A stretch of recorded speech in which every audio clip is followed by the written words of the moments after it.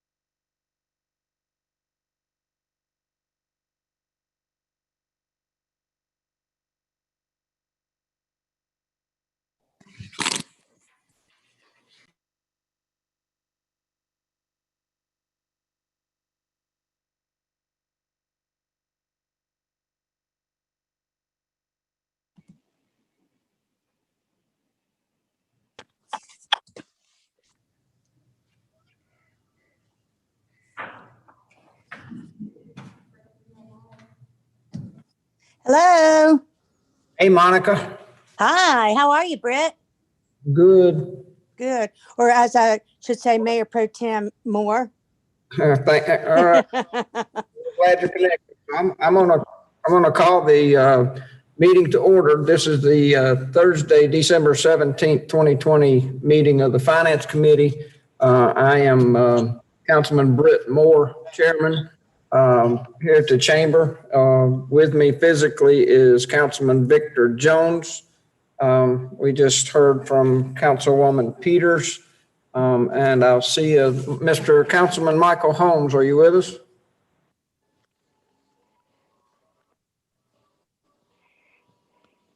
Councilman Holmes, can you hear me? Okay, well, 3 will give us a quorum. If somebody would let Tech know that Michael's not with us right now, but we will go ahead and start, and I'm sure he'll chime in when he gets connected. The first item are a couple of first 2 items are just recognition of public hearings. The first one is 2020-514. It's a public hearing for a company called Hot Shots Distributing. And I believe Sandy Dunbeck might be on the line. Are you with us, Sandy?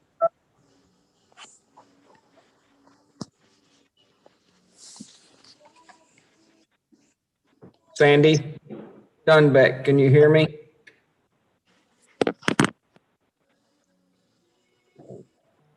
Can I, Lisa, can I skip that and come back to it? Okay. Let's go to the next item, which is 2020-519, consideration of public hearing for the proposed system development fees. This is something that we have been discussing. Is Terry Howe on the line? I am, sir. I'm one of the Robbie Stones that you see. I guess I'm Robbie Stone number 1. This is a resolution to approve system development fee. We're requesting that you hold a public hearing on Monday, the 21st at 5:30 to receive public input regarding City Council consideration to implementation of a proposed system development fee for the High Point Water Sewer System. The public services currently uses frontage fees as a charge for developer to connect to our water sewer systems. The system development fee will replace this process and is based on equivalent residential unit for both water and sewer. Stantec Consulting made a presentation to City Council during special meeting on August 3rd and December 7th.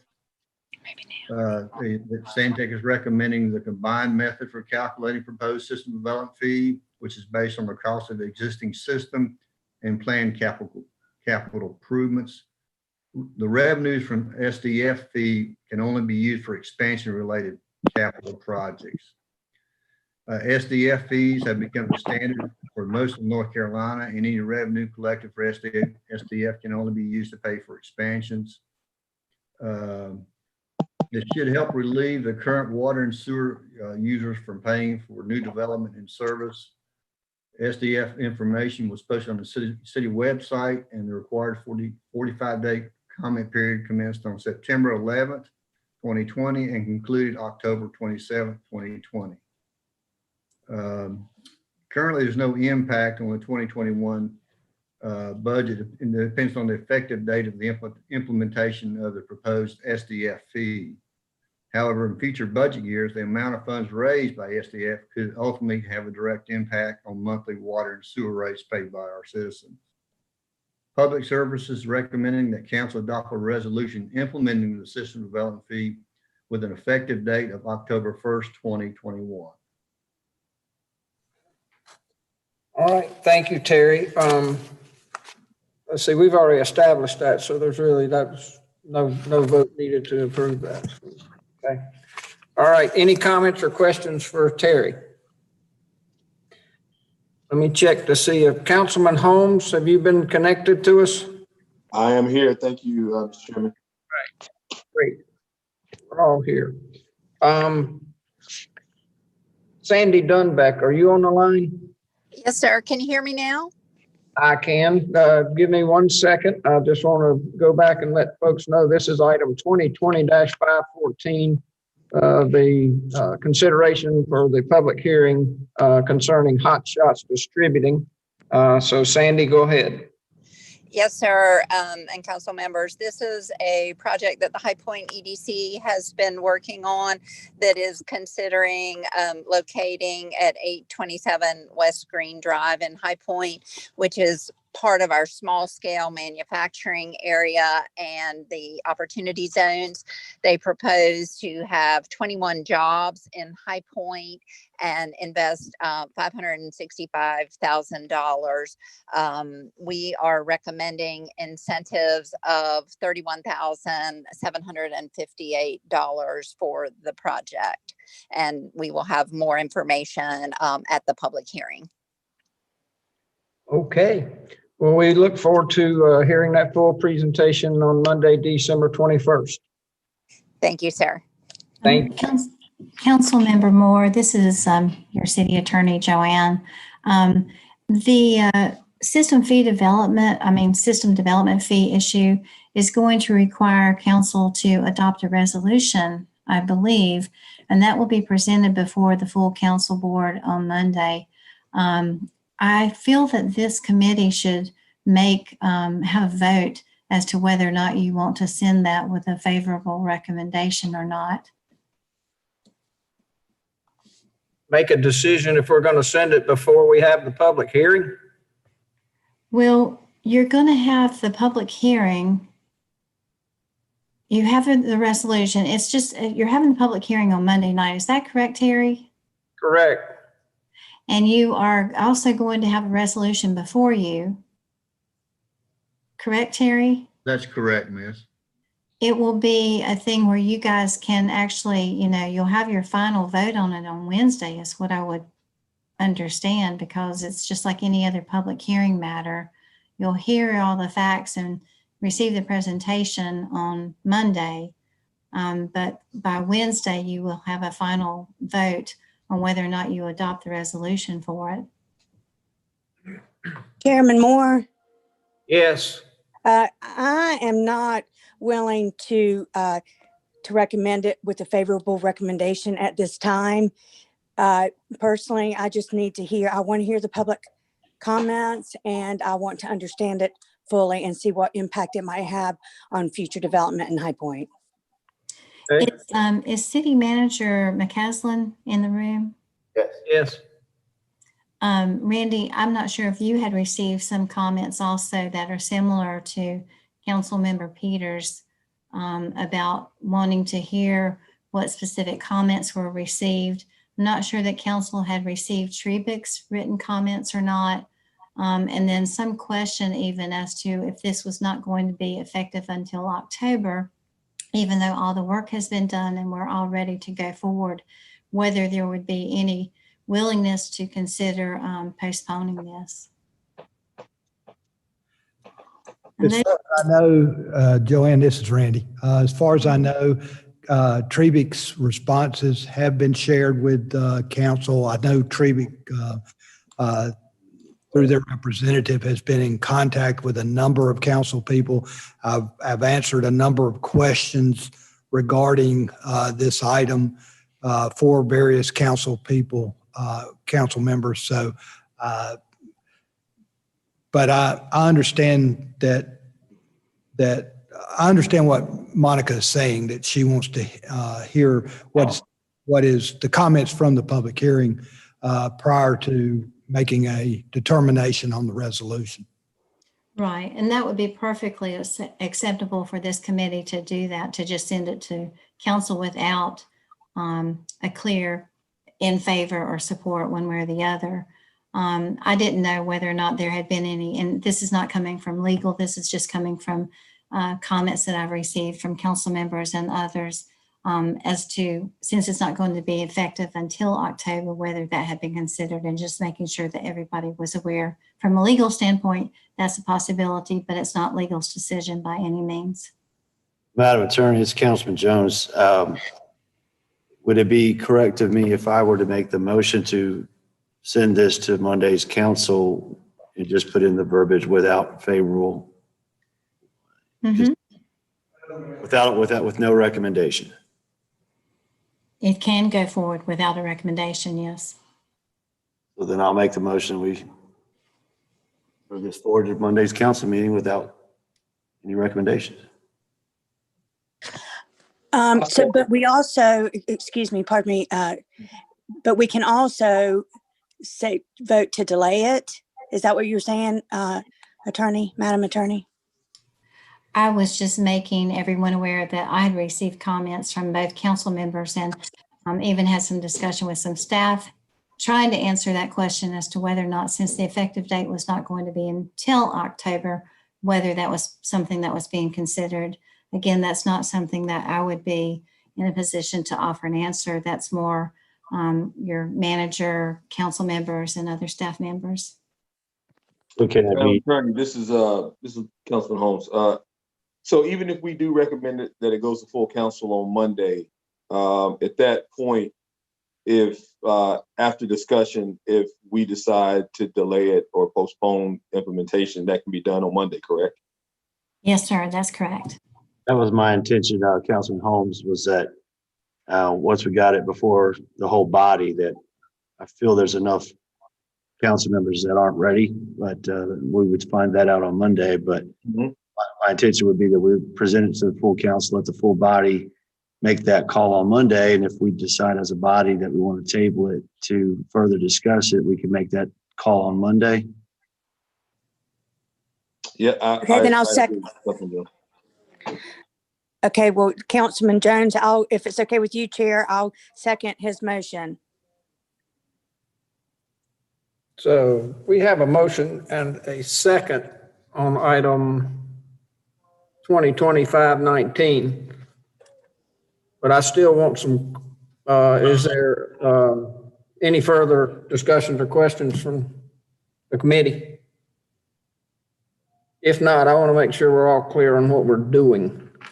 Because I didn't, I thought we would go through the procedure of the public hearing. And at that point, you would have a council able to do what it does. But if I heard Madam Attorney correctly, she had some concerns about the procedure, but then on Monica's question said it would be up to staff. So before we vote on what's in front of us, is that correct, Mr. Manager? No, it's not up to staff. At this point, staff's made a recommendation to this committee. Correct. And to the council through this committee. Correct. All you're doing with Vic's motion is bringing the resolution forward to the council meeting with no recommendation rather than a favorable or an unfavorable recommendation. You're just making no recommendation. Then council can take whatever action it wishes Monday night as in regard to the fees. They can adopt the fees, the resolution, setting everything in place. They can reduce the fees. They can delay the implementation of the fees.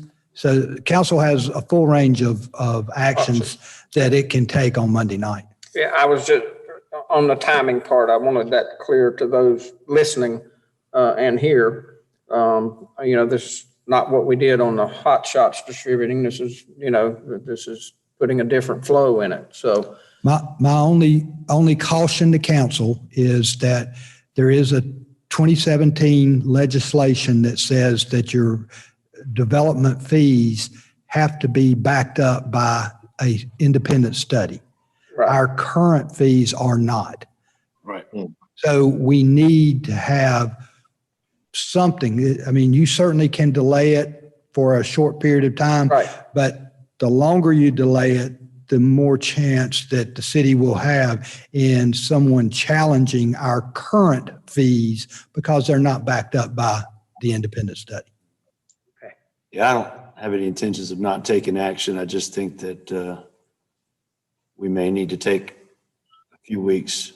That's all. All right. Any other questions or comments, Councilman Holmes, Councilman Peters? None for me. Okay. Not for me. All right. And seeing none, I'll call the roll on the motion that's on the floor. Let me get back to the right page here. Councilman Holmes, how do you vote? Aye. Councilman Jones, Aye. Councilwoman Peters, Aye. Councilman Moore's aye. That motion passes. Okay.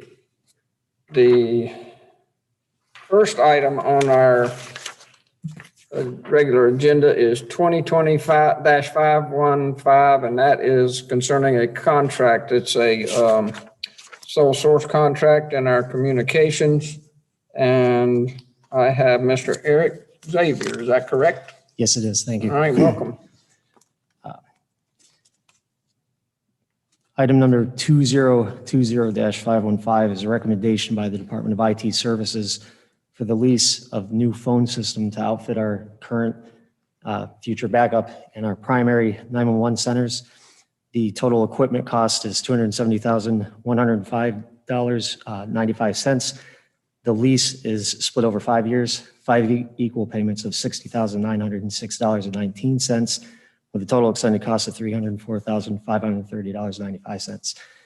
I'll note that these funds are fully reimbursable by the North Carolina 911 Board, and those funds are what is derived by the 911 tax on everybody's phone bill. Any comments or questions? Then seeing none, I'll make a motion to approve item 2020-515. Second. There's a motion and a second by Councilman Jones. I'll call the roll. Councilman Holmes, how do you vote? Councilman Holmes, how do you vote? Aye. Thank you. Councilman Jones? Aye. Councilwoman Peters? Councilwoman Peters, are you there? I guess she lost contact. Councilman Moore is an aye. That motion passes. Aye. Sorry. All right, she is there.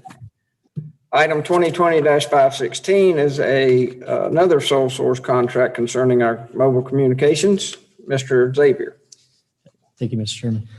Item 2020-516 is Department of IT Services recommendation for the purchase of supplemental units in that phone system to complete the outfitting of our 911 centers. These funds are, while not reimbursed by the North Carolina 911 Board, however, the funds are out of our existing fiscal year 2021 budget in the amount of $88,834.42.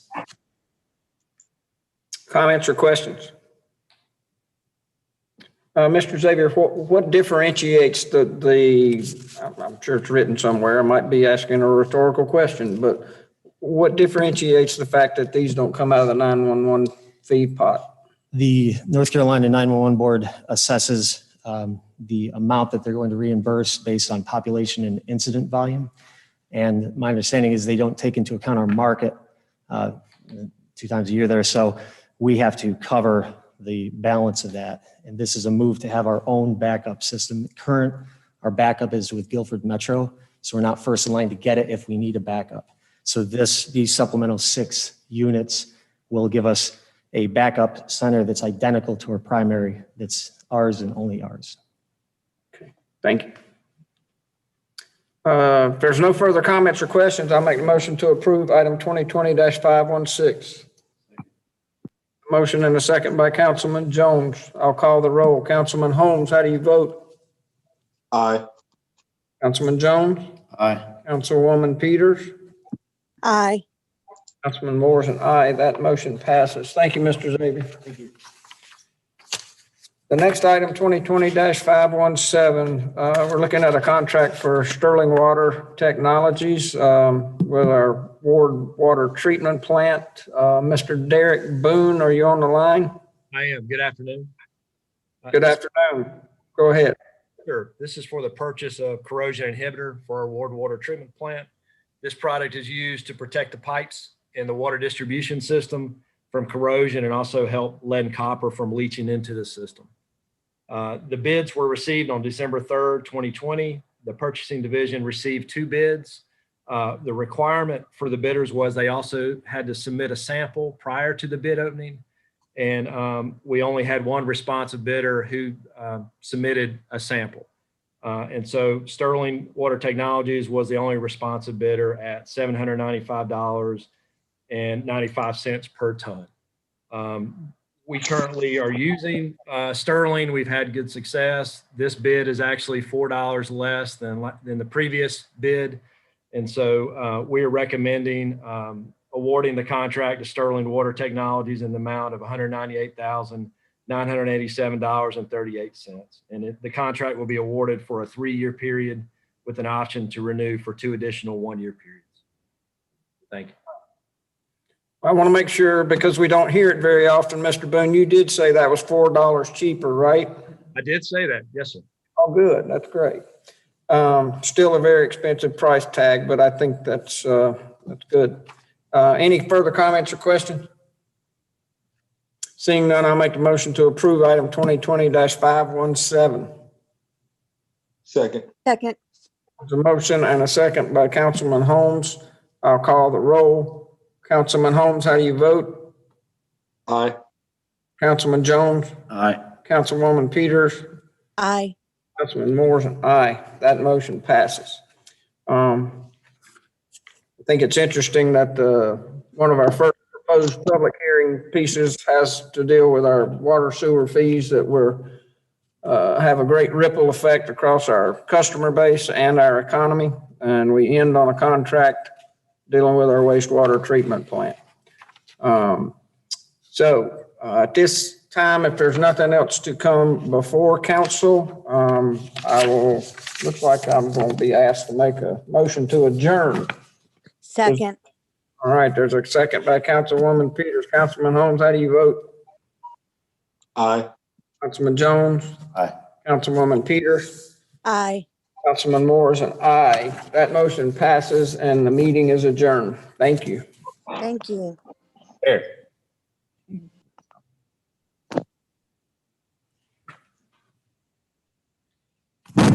Whoa.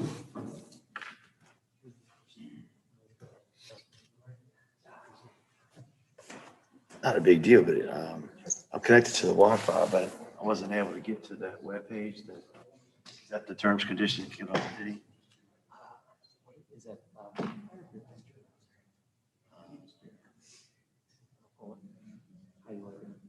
Awesome.